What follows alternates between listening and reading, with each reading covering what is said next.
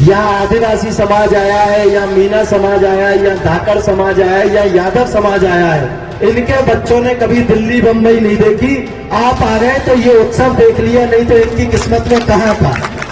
तो हमारे बच्चे यहाँ तक सीमित नहीं है, हमारे बच्चे भी विदेशों में पढ़ते हैं। तुम दिल्ली बंबई की बात करते हो, माननीय, हमारे बच्चे भी देश और विदेश में पढ़ रहे हैं। मैं ये नहीं कहता कि किसी का विरोध करो, पर मैं ये कहता हूं कि गलत का विरोध करो। द लाइव टीवी, सच सबसे आगे। नमस्कार, मैं हूं रंजीत झा और आप देख रहे हैं द लाइव टीवी।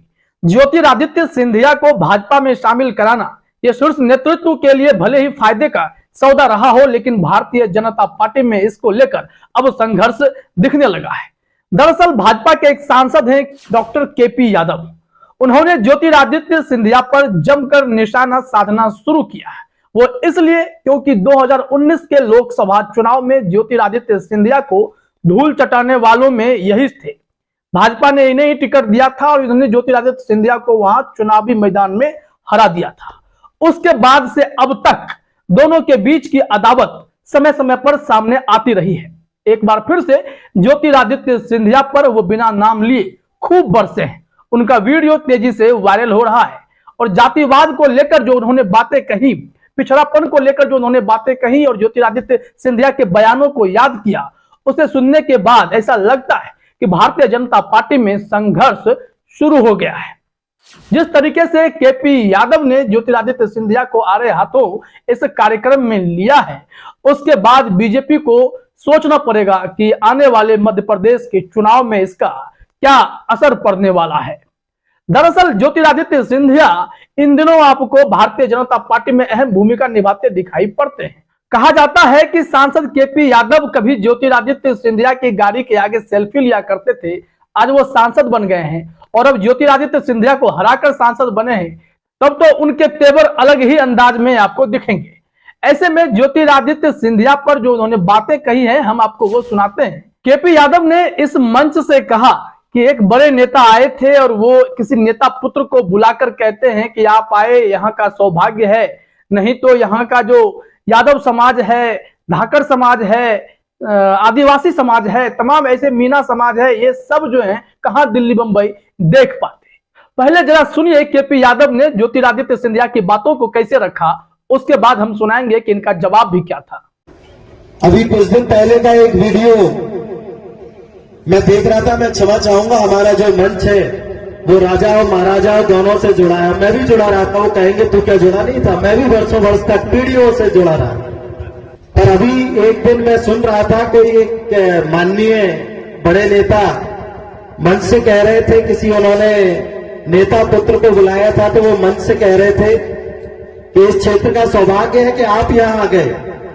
तो यहां के लोगों ने ये आतिशबाजी देख ली। यहाँ आदिवासी समाज आया है, या मीना समाज आया है, या धाकड़ समाज आया है, या यादव समाज आया है, इनके बच्चों ने कभी दिल्ली बंबई नहीं देखी। आप आ गए तो ये उत्सव देख लिया, नहीं तो इनकी किस्मत में कहाँ था। तो सुना आपने, केपी यादव ने ज्योतिरादित्य सिंधिया का नाम लिए बगैर बहुत बड़ी बातें कह दी कि वो कहना क्या चाह रहे थे, और फिर इनका जवाब ये था कि अब हम लोग पिछड़े नहीं हैं। आजादी के 75 वर्ष के बाद हम लोग उस हर मुकाम पर पहुंच गए हैं और पार्लियामेंट में भी सहभागी बनकर इस देश में महती भूमिका निभाता हूं। उन्होंने ये बातें कही। आइए जरा सुनते हैं केपी यादव ने उनको जवाब किस अंदाज में दिया है। कि ये देश आजाद हो गए 75 वर्ष हो गए और यहां कोई पिछड़ा नहीं है। अब आज इस देश की राष्ट्रपति आदिवासी समाज से है।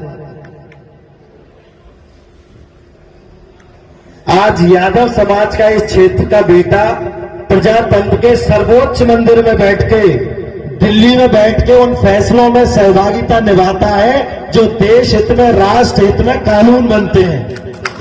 तो हमारे बच्चे यहां तक सीमित नहीं है, हमारे बच्चे भी विदेशों में पढ़ते हैं। तुम दिल्ली बंबई की बात करते हो, माननीय, हमारे बच्चे भी देश और विदेश में पढ़ रहे हैं। पर पता नहीं क्यों हम ऐसे लोगों की जय जयकार करते हैं जो हमें भरे मंच से नीचे दिखाते हैं। मैं ये नहीं कहता कि किसी का विरोध करो, पर मैं ये कहता हूं कि गलत का विरोध करो, अपने स्वाभिमान के लिए कहीं कोई समझौता मत करो। तो देखा आपने, अब ज्योतिरादित्य सिंधिया इस चीज को सुनेंगे तो उन्हें कतई अच्छा नहीं लगेगा, और जो भाजपा में संघर्ष शुरू हो चला है वह खुलकर अब सामने आने लगा है। इसे अदावत कहते हैं। इसी को शेयर करते हुए एक ट्वीट है, जरा अपने स्क्रीन पर देखिए। पीयूष बबेले ने लिखा है, भाजपा में संघर्ष जारी, सिंधिया को धूल चटाते भाजपाई सांसद, भाई साहब महाराज की आन बान शान पर मिट्टी डालते भाजपाई सांसद, भाजपा विभाजन की ओर बढ़ती हुई। क्या भाजपा में विभाजन वाली स्थिति आने वाली है? क्या पिछड़े जो है बगावत करेंगे? मध्य प्रदेश में चुनाव से पहले क्या इतना बड़ा उलटफेर देखने को मिल सकता है? जिस हिसाब से केपी यादव बयानबाजी कर रहे हैं और ज्योतिरादित्य सिंधिया को आड़े हाथों ले रहे हैं, उन्होंने तो यहां तक स्वीकार किया कि मैं भी उस परिवार से जुड़ा रहा, हमारे कई पीढ़ियां उनके साथ लगी रही। लेकिन अब समय बदल गया है। ज्योतिरादित्य सिंधिया को शायद केपी यादव अब महाराज मानने के भी मूड में नहीं है, क्योंकि यादवों का जो दबदबा बढ़ा है, मीना समाज जितना आगे बढ़ पाया है, उन सब का हवाला देते हुए केपी यादव कह रहे हैं कि अब पहले वाली बात नहीं है। केपी यादव ने उस मंच से यहां तक कह दिया कि कुछ लोग अगर लक्ष्मीबाई के साथ गद्दारी नहीं किए होते तो शायद हमारा भारत 175 वर्ष पहले ही आजाद हो चुका होता। उन्होंने क्या कुछ कहा है जब अपने स्क्रीन पर देखिए। अमर उजाला ने लिखा है कि सिंधिया पर तंज कसते हुए केपी यादव ने कहा कि कुछ नेता कहते रहते हैं कि उसूलों पर आंच आए तो टकराना जरूरी है। साथ ही यादव ने कहा है कि रानी लक्ष्मीबाई भी हमारे पास झांसी की ही थी और उनके शौर्य के बारे में भी हम सभी जानते हैं। हम ये भी जानते हैं कि अगर उस समय कुछ लोगों ने उनके साथ गद्दारी नहीं की होती तो शायद हमारा देश 75वीं वर्षगांठ नहीं मना रहा होता स्वतंत्रता की, बल्कि 175वीं वर्षगांठ मना रहा होता। हम 100 साल पहले ही आजाद हो गए होते। ये सारी बातें यहां पर केपी यादव जानबूझकर ज्योतिरादित्य सिंधिया पर कह रहे हैं। उनका तंज कसने का मतलब है कि कहीं ना कहीं वो ज्योतिरादित्य सिंधिया के भाजपा में आने से खुश नहीं है। उन्होंने इससे पहले भी कई दफे आरोप लगाया है कि सिंधिया समर्थक उस क्षेत्र में इनका उस तरीके से स्वागत या समर्थन नहीं करते हैं, वो शायद चिढ़े रहते हैं। तभी तो एक खबर भी आई थी, जो कभी सेल्फी लेते थे वो एक बार तो सिंधिया की गाड़ी में बैठे दिखाई पड़े। वो केपी यादव की ही बात थी कि पहले कभी ऐसा हुआ करता था कि ज्योतिरादित्य सिंधिया की जब गाड़ियां गुजरती थी तो केपी यादव सेल्फी लेते दिखाई पड़ते थे, और बाद में उसी गाड़ी में जब दिखाई पड़े तो लोगों ने कहा कि हाँ, बदलाव तो हुआ है। वैसे भी ज्योतिरादित्य सिंधिया को इन दिनों जब देखा जाता है तो कभी किसी नेता को चप्पल पहनाते दिखाई पड़ते हैं तो कभी भजिया तलते दिखाई पड़ते हैं। किसी ने कहा जब वो भजिया तल रहे थे तो प्रधानमंत्री मोदी का जो सपना है पकौड़ा तलना भी रोजगार है, उसे ही वो पूरा कर रहे हैं। किसी ने कहा कि महाराज की यह क्या हालत हो गई कि वो अब चप्पल पहनाने लगे हैं। तो इस तरीके से टीका टिप्पणी शुरू हो गई है।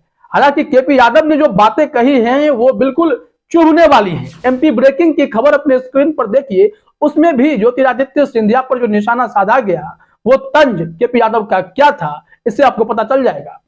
एमपी ब्रेकिंग में लिखा गया है, सिंधिया के एक चर्चित भाषण में शामिल शायरी का जिक्र करते हुए डॉक्टर केपी यादव ने यहां तक कह दिया कि वह जिस समाज से आते हैं वह संपन्न है, उन्हें कोई कम ना आके। सामाजिक मंच पर बोलने आए डॉक्टर केपी यादव ने अपने मन की भड़ास जमकर निकाली और राजा महाराजा के साथ कई सालों तक रहने के अनुभव तक साझा कर दिए। डॉक्टर केपी यादव ने अपने बयान से स्पष्ट कर दिया कि वे सिंधिया के भाजपा में आने से खुश नहीं है, उनका यही दर्द सामाजिक मंच से फूट पड़ा। उन्होंने सिंधिया पर यह कहते हुए तंज कसा कि कुछ नेता कहते रहते हैं कि उसूलों पर आंच आए तो टकराना जरूरी है। तो भाइयों, हम भी जिंदा लोग हैं, हमारा भी स्वाभिमान है, हमारे भी उसूल है, हमारा भी ऐसा इतिहास है जो समृद्ध है, बहुसंख्यक है, किसी से कम नहीं है। केपी यादव बिल्कुल बगावती तेवर में दिखाई पड़ रहे थे। उस मंच से जो उन्होंने बातें कही वो ज्योतिरादित्य सिंधिया को खटकने वाली है और आने वाले चुनाव में भारतीय जनता पार्टी को मध्य प्रदेश में टेंशन भी होने वाली है। फिलहाल इस वीडियो में इतना ही। आप सभी का हमसे जुड़ने के लिए बहुत बहुत धन्यवाद। द लाइव टीवी, सच सबसे आगे।